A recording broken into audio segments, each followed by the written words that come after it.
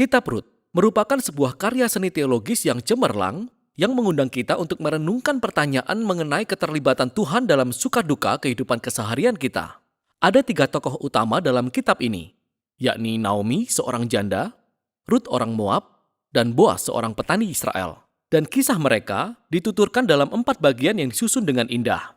Mari kita selami dan kita lihat kisah ini seutuhnya. Pasal pertama kitab Rut diawali dengan kalimat ini. Pada zaman para hakim memerintah. Hal ini mengingatkan kita akan masa kegelapan dan masa-masa sulit dalam kitab Hakim-Hakim.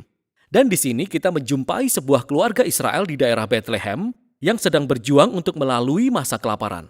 Dan dalam usahanya mencari makanan, keluarga ini pindah ke wilayah bangsa Moab yang merupakan musuh bebuyutan bangsa Israel. Dan di situ, ayah dari keluarga ini mati dan kedua anak laki-laki mereka menikah dengan 2 wanita Moab yang bernama Rut dan Orpa. Lalu kedua anak laki-laki itu, mereka juga mati di sana dan meninggalkan Naomi beserta kedua menantunya. Dan Naomi tidak lagi mempunyai alasan untuk menetap di daerah Moab. Lalu dia mengatakan kepada kedua menantunya bahwa dia akan pulang ke Israel. Dan Naomi tahu bahwa di Israel kehidupan seorang janda asing yang belum menikah akan sangat sulit. Jadi dia mendesak kedua menantunya untuk tetap tinggal di Moab. Orpa setuju untuk tetap tinggal, tetapi Rut tidak. Rut menunjukkan kesetiaan yang luar biasa kepada Naomi dan dia berkata, "Kemana engkau pergi, ke situ jugalah aku pergi. Bangsamulah bangsaku dan Allahmulah Allahku." Lalu keduanya kembali ke tanah Israel bersama-sama. Dan pasal ini ditutup dengan Naomi yang mengganti namanya menjadi Mara, yang berarti pahit dalam bahasa Ibrani. Dan dia meratapi nasibnya yang tragis. Pasal kedua diawali dengan Naomi dan Rut yang berdiskusi tentang kemana mereka akan mencari makanan. Dan kebetulan saat itu adalah masa awal panen jelai. Lalu Rut pergi untuk mencari makanan dan secara kebetulan dia memungut jelai di tanah milik Boas yang ternyata masih merupakan kerabat Naomi. Kita diberitahu bahwa Boas adalah seorang pria berkarakter mulia dan dia memperhatikan Rut. Dan setelah Boas mengetahui latar belakang Rut, dia menunjukkan kemurahan hati yang luar biasa kepadanya. Boas membuat ketentuan khusus supaya Rut, si imigran ini, bisa memungut jelai di ladangnya. Dengan melakukan ini, Boas sebenarnya sedang menaati perintah dalam hukum Taurat, yakni menunjukkan kemurahan hati kepada para imigran dan orang-orang miskin. Boas sangat terkesan dengan kesetiaan Rut kepada Naomi. Dia mendoakan Rut bahwa Tuhan akan memberi upah atas keberanian Rut. Lalu pulanglah Rut hari itu, dan Naomi mendapati bahwa Rut bertemu dengan Boas, dan dia sangat senang. Naomi berkata Boas adalah penebus keluarga. Nah, mengenai istilah penebus keluarga ini, sebenarnya hal ini merupakan tradisi di Israel, yang mana apabila seorang suami mati dan meninggalkan istri atau anak atau tanah, maka seorang penebus keluarga wajib untuk menikahi janda tersebut, mendapatkan tanahnya dan melindungi keluarga itu. Sehingga Naomi mulai berharap bahwa mungkin masih ada masa depan bagi keluarganya. Pasal 3 diawali dengan Naomi dan Rut yang menyusun rencana untuk membuat Boas mengetahui situasi mereka. Jadi Rut akan berhenti mengenakan pakaian seorang janda yang sedang berkabung, dan dia akan memberi tanda bahwa dia siap untuk dinikahi. Lalu Rut pergi menemui Boas di ladangnya malam itu. Dan ketika Rut mendekat, Boas terbangun. Dia sangat terkejut. Rut menunjukkan maksudnya dengan sangat jelas. Dia bertanya apakah Boas berkenan untuk menebus keluarga Naomi dan menikahinya. Boas sekali lagi dibuat kagum oleh kesetiaan Rut kepada Naomi dan keluarganya. Dan Boas menyebut Rut sebagai wanita berkarakter mulia. Itu adalah istilah yang sama yang dipakai untuk menggambarkan wanita yang ada di Amsal 31. Lalu Boas meminta Rut untuk menunggu sampai keesokan hari.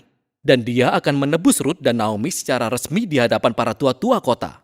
Sehingga pasal ini berakhir dengan kembalinya Rut kepada Naomi, dan mereka sama-sama takjub atas segala sesuatu yang baru saja terjadi. Di pasal 4, semua itu menjadi kenyataan. Namun pada menit-menit terakhir, Boas menemukan ada seorang anggota keluarga yang lebih dekat kepada Naomi daripada dirinya. Dan orang ini memenuhi semua persyaratan sebelum Boas untuk menebus keluarga Naomi. Namun pada akhirnya, anggota keluarga ini mengetahui bahwa dia harus menikahi Rut yang adalah orang Moab, sehingga dia menolak tawaran itu. Namun ingatlah bahwa Boas benar-benar mengenal karakter Rut yang sebenarnya. Jadi dia mendapatkan harta Naomi dan menikahi Rut. Dan sama seperti di bagian awal bagaimana Rut sangat setia kepada keluarga Naomi, demikianlah Boas juga setia kepada keluarga Naomi. Kisah ini diakhiri dengan pembalikan kondisi dari semua tragedi yang terjadi di pasal 1. Jadi kematian suami dan kedua anak laki-laki tergantikan. Ketika Rut menikah lagi dan melahirkan seorang anak laki-laki yang mendatangkan sukacita bagi Naomi. Keselarasan kisah antara bagian pembuka dan penutup sungguh luar biasa. Jadi, ingatlah bahwa tragedi di bagian awal diikuti oleh tindakan kesetiaan yang ditunjukkan oleh Ruth. Dan ini sangat selaras dengan tindakan kesetiaan Boas yang membawa pada puncak pemulihan keluarga Naomi. Dan keselarasan ini juga menyoroti susunan dari pasal-pasal yang ada di kitab Rut. Jadi tiap-tiap pasal diawali dengan Naomi dan Ruth yang membuat rencana untuk masa depan mereka. Dan hal ini diikuti oleh pertemuan yang ajaib antara Ruth dan Boas. Dan tiap-tiap pasal ditutup dengan Naomi dan Ruth yang bersukacita atas apa yang terjadi. Kisah ini disusun dengan sangat indah. Dan susunan itu sebenarnya berhubungan dengan bagian yang sangat menarik dari kisah ini. Dan bagian itu adalah betapa sedikitnya nama Tuhan disebutkan. Tokoh-tokoh dalam kisah ini berbicara tentang Tuhan beberapa kali. Tetapi penulis tidak satu kali pun menyampaikan bahwa Tuhan melakukan sesuatu secara langsung dalam kisah ini. Dan itu sungguh cerdas. Karena pemeliharaan Tuhan sedang bekerja di balik setiap adegan dalam kisah ini. Menenun semua keadaan dan pilihan semua tokoh ini.